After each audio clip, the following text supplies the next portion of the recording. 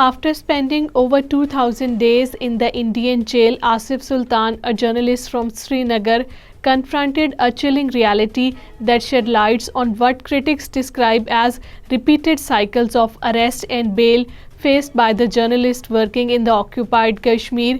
According to a report by the BBC on February 29th, Sultan returned home to a brief union with his family before being summoned to a local police station where he was rearrested.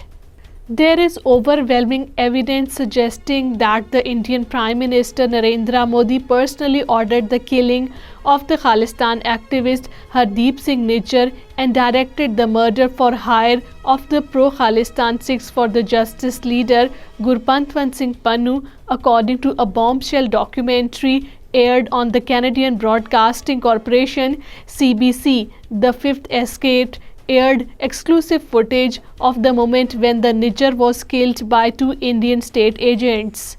India under Narendra Modi continues to pursue the trend of depriving the Kashmiris of their properties as the Enforcement Directorate seizes 11 properties valued of billions of rupees in Srinagar.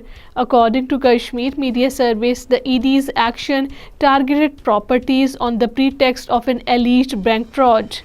Naeem Ahmed Khan, senior leader of the All-Party Hurriyat Conference, currently detained illegally in the New Delhi's Tihar jail, has raised concerns about the political injustices prevailing in the occupied Kashmir.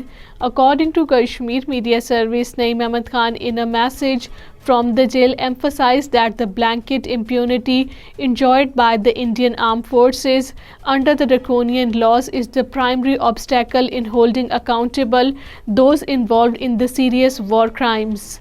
Mohammad Yusuf Tarigami, a leader of the Communist Party of the India Marxist, has said that the ongoing resistance movement in the occupied Kashmir is a consequence of the denial of the basic democratic and human rights to the people of the territory by India. According to Kashmir Media Service, Tarigami, speaking to the media men in Srinagar, criticized the Indian Prime Minister Narendra Modi's speech in Srinagar as disappointing. Jammu and Kashmir Yateem Foundation held a Welcome Ramzan program at the Baitul Hilal, its central headquarters in the Jawahar Nagar, Srinagar. According to Kashmir Media Service, the event aimed to sensitize the society about the urgent need to support the orphans, widows and the needy people.